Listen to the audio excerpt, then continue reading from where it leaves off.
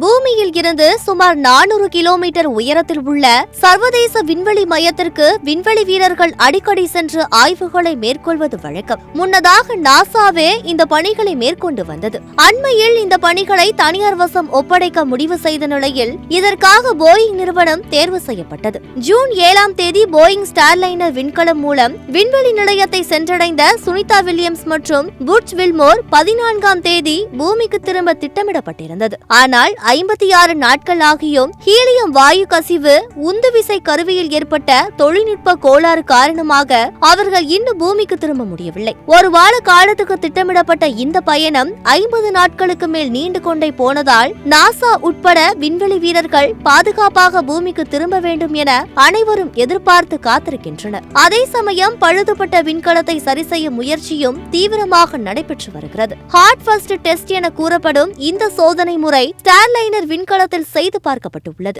இந்த சோதனை செய்யப்பட்டு த்ரஸ்டர்களின் செயல்திறன் மற்றும் ஹீலியம் கசிவுகளின் நிலையும் சரிபார்க்கப்பட்டது. சோதனை செய்யப்பட்ட த்ரஸ்டர்கள் நன்றாக செயல்பட தொடங்கி இருப்பதாகவும் இது நம்பிக்கையும் மகிழ்ச்சியும் அளித்திருப்பதாக நாசா தரப்பில் தெரிவிக்கப்பட்டுள்ளது. சர்வதேச விண்வெளி மையத்தில் இருந்து பூமிக்கு திரும்ப 6 மணி நேரம் தேவைப்படும் என்பதால் அந்த கால அளவில் த்ரஸ்டர் ஃபெயிலியர் மற்றும் ஹீலியம் கசிவு ஏற்படாமல் இருக்க வேண்டும். ஸ்டார்லைனர் பேட்டரிகளின் 45 நாள் கால வரைமுறைகளினால் அதற்குள்ளாக விண்வெளி வீரர்களை பூமிக்கு பாதுகாப்பாக கொண்டுவர நாசாவும் முயற்சித்து வருகிறது. விண்கலம் தற்போது சரியாக வேலை செய்ய தொடங்கி இருந்தாலும் பூமியின் வளிமண்டலத்துக்குள் நுழையும் போது தீப்பிடிக்க வாய்ப்பு இருப்பதால் விண்கலத்தை பாதுகாப்பாக தர இருக்கும் வரை பிரச்சனைதான் என விண்வெளி ஆய்வாளர்கள் கூறுகின்றனர். எனினும் நின்று போன த்ரஸ்டர்கள் வேலை செய்ய தொடங்கி இருப்பதும் ஹீலியம் கசிவு அதிகரிக்காமல் இருப்பதும் நேர்மறையான அறிகுறிகளாக நம்பிக்கை அளித்துள்ளன. சுனிதா வில்லியம்ஸ் மற்றும் புட்ச் வில்மோர் ஆகியோர் ஆகஸ்ட் மாத இறுதிக்குள் பூமிக்கு திரும்புவார்கள் என